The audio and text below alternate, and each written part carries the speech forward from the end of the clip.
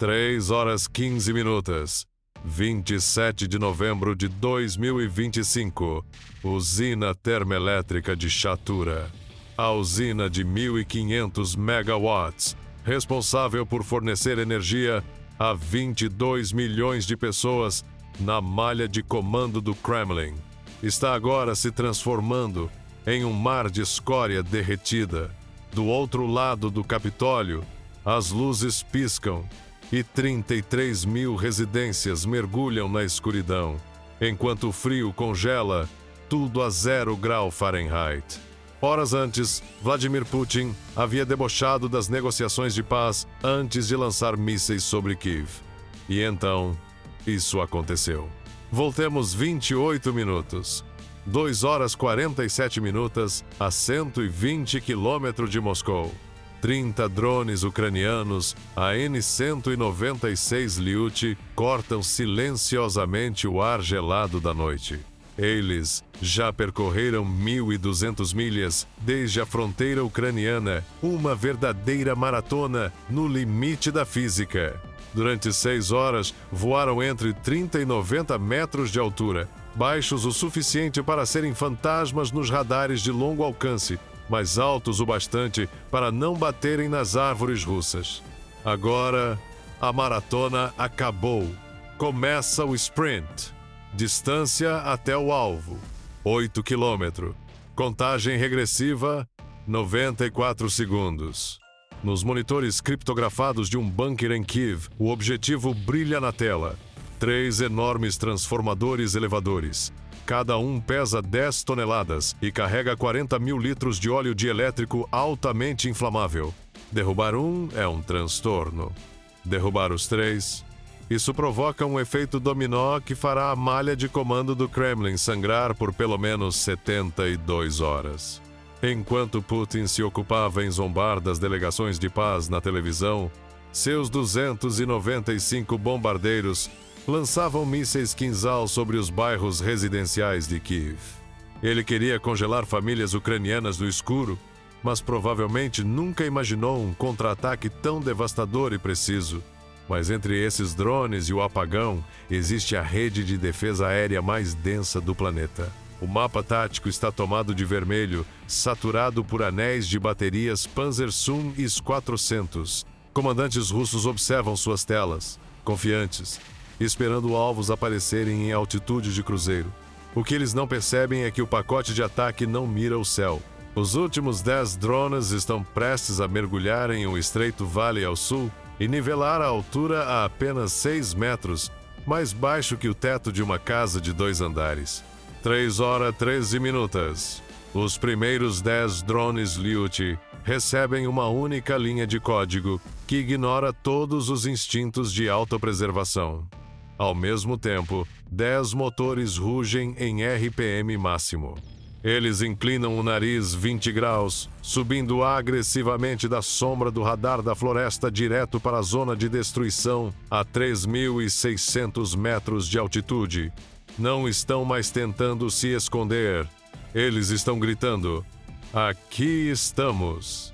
Dentro do veículo de comando da bateria S-400 Triumph, a 16 km da usina, o ritmo sonolento do turno da noite se quebra instantaneamente. O radar 92 NCZ é capaz de rastrear 100 alvos simultaneamente, agora pinta 10 vetores hostis brilhantes na tela principal. Para o tenente russo que comanda o console, ele vê 10 objetos lentos. Não percebe os drones como decoys. Grita a ordem: Auto Track, fogo para efeito. O S-400 não hesita. Os tubos de lançamento ejetam verticalmente 4 mísseis 48N6DM. Cada cilindro de 2 toneladas é impulsionado a 10 metros de altura antes de o motor de combustível sólido entrar em ação. Engenharia pura. Esses mísseis alcançam Mach 6, mais de 7.200 km por hora em segundos. Mas contra um drone de fibra de vidro a 167 km por hora, usar um S-400 é como tentar matar um mosquito com um trem de carga. A 3.600 metros, os drones Lyuty continuam sua ascensão constante e aparentemente ingênua. Sem chafes, sem interferidores, sem manobras evasivas. Sua única missão: sobreviver tempo suficiente para cumprir a missão. O míssil russo principal fecha a distância em 9 segundos. Seu radar semiativo banha o drone líder com energia eletromagnética letal. O fusível de proximidade calcula a interceptação e detona a ogiva de 180 kg. É uma erradicação instantânea. A explosão vaporiza o drone, transformando eletrônicos chineses baratos e fibra de vidro ucraniana em uma nuvem de plasma em expansão. 3 segundos depois, os mísseis restantes encontram seus alvos. O céu noturno sobre Chatura se ilumina primeiro em branco, depois em laranja, enquanto 10 bolas de fogo caem sobre a terra congelada. Dentro da cabine dos 400, a equipe comemora. O tenente sênior reporta ao comando em Moscou. Grupo-alvo eliminado, espaço aéreo livre. Ele está extasiado. Ele acabou de atingir uma taxa de eliminação de 100% em menos de 60 segundos. O que ele não percebe é que acabou de disparar interceptadores de última geração avaliados em 14 milhões de dólares para destruir drones que custam apenas 200 mil. Ele não venceu uma batalha. Apenas esvaziou seu carregador antes de enfrentar a verdadeira ameaça, que já está ligando seus motores na escuridão abaixo. O ar ainda está cheio de destroços caindo quando o sorriso do operador de radar desaparece. Novos contatos, múltiplos, baixa altitude, rápidos, sussurra com a voz falhando. A celebração durou exatamente 40 segundos. A onda 2 chegou. 3 horas 14 minutos. O radar de médio alcance pisca e depois se estabiliza. 10 novos contatos aparecem. Altitude, 900 metros. Distância, 13 km. E se aproximando. As equipes dos 400 não têm utilidade aqui. Seus radares de longo alcance são cegos para alvos tão próximos e lentos. Esse não é mais um jogo de snipers. É hora do Torm 2. Escondidos no bosque de bétulas ao redor da usina, 3 veículos Storm 2 esperam silenciosos como sapos à espreita. São os pitbulls da defesa aérea russa. Enquanto os 400 leva minutos para planejar um disparo, o Torm 2 pensa em milissegundos. O radar de rastreamento dispara instantaneamente, adquirindo os 10 alvos. O computador de controle de tiro, projetado para interceptar caças a Mach 2, olha para os drones ucranianos e praticamente ri. Em 0,8 segundos, calcula a solução de interceptação. O Thor inicia o lançamento a frio. Os mísseis são ejetados verticalmente por pistões a gás, subindo 10 metros como torradas saindo de uma máquina antes de acionar seus propulsores e disparar horizontalmente em direção aos alvos. 7 drones Lyuti são destruídos antes mesmo de ouvir o sinal de travamento. Os 9 mísseis M331 detonam suas ogivas de fragmentação 10 metros à frente dos drones. A nuvem de estilhaços dilacera hélices e superfícies de controle. Não é uma explosão, é uma desmontagem no ar. As asas de fibra de carbono caem na neve como folhas de outono, mas 3 drones escapam. Talvez uma falha de radar, talvez um momento de cobertura pelo terreno, eles cruzam a linha mínima de engajamento do Thor e entram na zona morta. É aí que entra o Pantsir-Sum. O Pantsir é uma fera híbrida, parte lançador de mísseis, parte metralhadora Gatling. O operador, suando na cabine aquecida, vê os 3 sobreviventes aproximando-se a 185 km por hora. Sem desperdiçar mísseis caros, ele aciona os canhões duplos de 30 mm 2 a 38 m. O gatilho é pressionado. Os canhões rugem como serras cortando metal, despejando 5.000 projéteis por minuto. Um muro de traçantes incendiários se projeta na escuridão. O primeiro drone voa direto na rajada. Não apenas cai, ele evapora. Os projéteis de 30 mm, projetados para destruir helicópteros blindados, transformam a pequena aeronave em uma nuvem de plástico queimando. O segundo e o terceiro tentam manobras bruscas, mas o rastreador óptico do Pantsir não falha. A rajada de fogo alcança os alvos, cortando-os ao meio. O silêncio retorna ao vale de Chatura.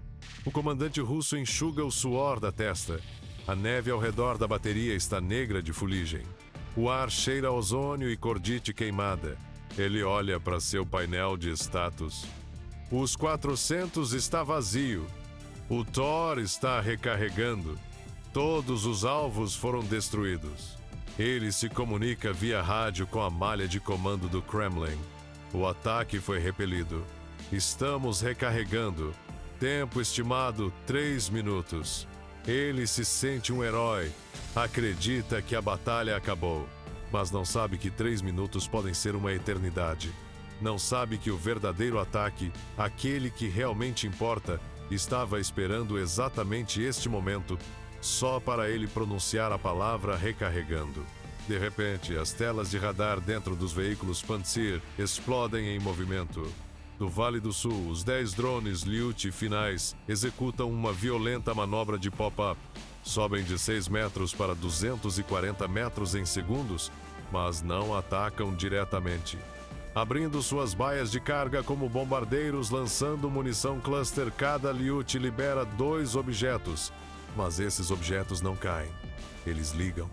20 quadricópteros FPV modificados, drones de corrida projetados para velocidade e agilidade, entram em ação no ar. Eles não voam em linha reta. Voam como vespas enfurecidas, girando, subindo e descendo em espirais, pairando e zigue-zagueando para todos os lados. Para os radares russos, projetados para rastrear mísseis e jatos em voo suave, isso é um pesadelo. Os algoritmos de rastreamento entram em colapso. Retículos de mira pulam loucamente de um contato errático para outro. É um pássaro? É um míssil? Por que está girando em barril? Os artilheiros do Pantsir entram em pânico. Alvos por toda parte. Eles pressionam os gatilhos de seus canhões duplos de 30mm 2 a 38M. A noite se rasga. 6 rajadas de traçantes incendiários cortam o céu, criando uma parede de chumbo projetada para destruir mísseis de cruzeiro, mas contra isso, é como tentar espantar um enxame de vespas com um martelo. Os 20 mini FPVs não seguem perfis de voo. Eles voam caos puro. Um quadricóptero mergulha verticalmente, executando uma curva de 9G, enquanto uma rajada de projéteis de 30mm passa exatamente pelo espaço onde ele estava 1 milissegundo antes. Outro gira em barril ao redor de uma linha de traçantes. Os computadores de mira russos, esperando física linear, entram em pane total. Mas o volume de fogo russo tem seu próprio poder. Um Pantsir na retaguarda abandona os FPVs e trava em uma nave-mãe Lyuti que pairava, lenta demais para mergulhar. Uma rajada curta e brutal de projéteis de 30mm acerta o alvo. O drone se desintegra no ar, espalhando fibra de vidro em chamas e eletrônica pelo chão coberto de neve. À direita, a equipe de recarga de um Torm 2 encaixa um novo cilindro na plataforma de lançamento. Míssil pronto? O operador não espera travar o alvo. Ele dispara visualmente contra a maior sombra que vê. O míssil 9M3M31 dispara, deixando um rastro de fumaça. Ignora os FPVs e acerta um segundo Lyuti justamente quando inicia seu mergulho. A explosão é colossal, lançando um FPV próximo em um giro descontrolado, como uma folha em furacão. O céu se transforma em uma máquina de lavar de traçantes e destroços. Mais 2 naves-mãe Lyuti entram na zona de destruição. Uma leva um projétil de 30mm nas raízes da asa e despenca em espiral pela floresta. Outra simplesmente colide com a nuvem de destroços de seu próprio motor de isca, sufocando com os estilhaços antes de se chocar contra a lama congelada. 4 naves-mãe destruídas. 16 FPVs em chamas. Os russos gritam comandos, acreditando que estão vencendo a guerra de desgaste, mas estão olhando para cima. Fixados no espetáculo de fogos de artifício, a 240 metros de altura, eles não veem as sombras no chão. Entre a chuva de destroços de seus camaradas caídos, 6 sobreviventes permanecem. Os últimos atacantes Lyuti cortam o acelerador. mergulham agressivamente para fora da zona de destruição, despencando do caos acima para o Vale Negro abaixo. A 9 metros do chão, os controladores de voo gritam: puxem para cima! Os elevadores entram em ação.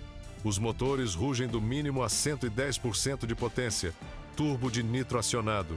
Eles nivelam exatamente a 6 metros do solo, abaixo das copas das árvores.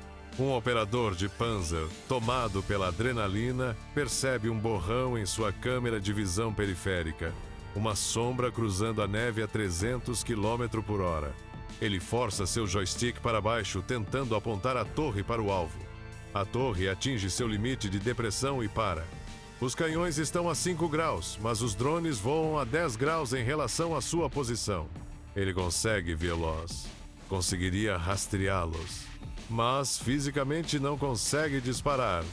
Os 6 atacantes passam como borrões, na altura da cintura do Panzer, completamente fora de alcance. À frente, a escuridão termina.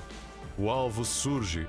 Os 3 enormes transformadores elevadores se erguem como catedrais da indústria, expostos, desprotegidos, e, na visão térmica dos sensores DS-Max, brilham em branco intenso contra o frio congelante ao redor.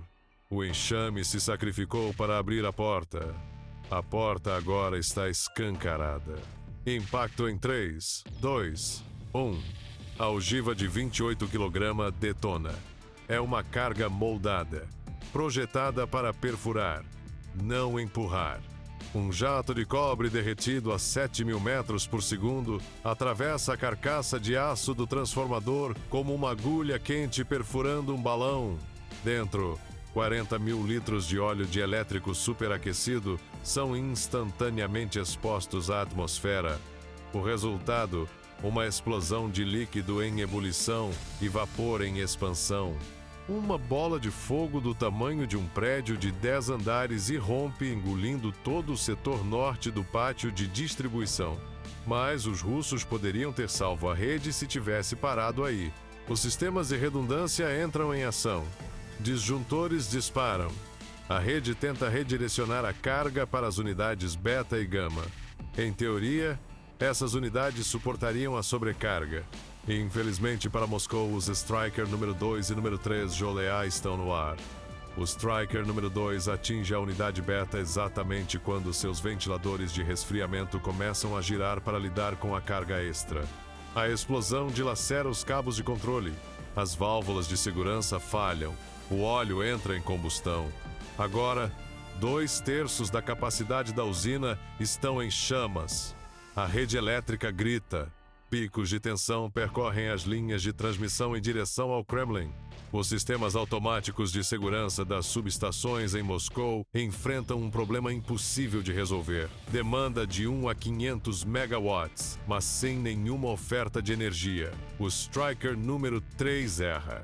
Um projétil de 30 mm disparado por um Panzer em desespero acerta sua cauda, fazendo-o girar descontroladamente contra um muro de concreto. Mas os 3 drones restantes não erram. Convergem sobre o transformador final. A unidade Gama, como uma matilha de lobos. Não apenas o desativam, eles o apagam do mapa. 3 ogivas detonam simultaneamente. A onda de choque é tão poderosa que estilhaça as janelas do prédio de controle 1 a 90 metros de distância. Na sala de comando central, os painéis ficam vermelhos. Não um vermelho de alerta, vermelho total, mortal.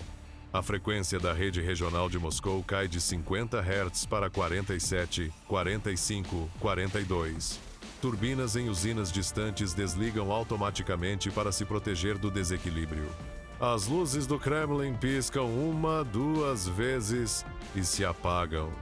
Os postes ao longo do anel rodoviário MKD se extinguem em sequência, quilômetro após quilômetro, em um negro que corre à velocidade da luz. Em 33.000 apartamentos nos subúrbios congelados, aquecedores elétricos dão seu último suspiro. A temperatura lá fora é extrema. Dentro, o lento avanço do inverno russo começa. De volta ao vale, o silêncio retorna. Mas não é quietude. É o rugido de um incêndio químico que pode ser visto do espaço. O comandante da defesa aérea russa sai do seu Pantsir. Ele olha para o inferno atrás de si, para os trilhos vazios de mísseis, para os destroços fumegantes de um drone de $20 mil que acabou de derrotar seu sistema de 15 milhões. Vamos ver o recibo. A Rússia passou os últimos 10 minutos disparando interceptadores de S-400, Torm-2 e Pantsir, avaliados em $35 milhões. Destruíram 14 drones Lyut e um enxame de FPVs baratos. Vitória tática, certo? Errado. A Ucrânia gastou cerca de $480 mil em todo esse pacote de ataque. O preço de uma bela casa nos subúrbios. Em troca, destruíram 3 transformadores de alta tensão construídos sob medida, que levam 18 meses para serem fabricados. Não apenas desligaram as luzes, eles eliminaram toda a cadeia de suprimentos das peças de reposição. Moscou agora depende de geradores de backup e de tempo emprestado. A malha de comando está fragmentada. Trens logísticos estão parados em trilhos sem energia. Sistemas de aquecimento de 30 mil pessoas estão offline. Mensagem entregue. Hoje à noite, a Ucrânia não venceu disparando míssil por míssil contra a Rússia. Venceu fazendo a Rússia atirar no céu, enquanto eles subiam silenciosamente do chão. E enquanto o sol nasce sobre uma Moscou congelada e às escuras, uma coisa fica clara. O inverno acabou de ficar muito mais frio do lado errado da fronteira. Para mais atualizações sobre diplomacia global, sanções e desdobramentos desse e de outros conflitos, inscreva-se no canal Conflito do Século XXI.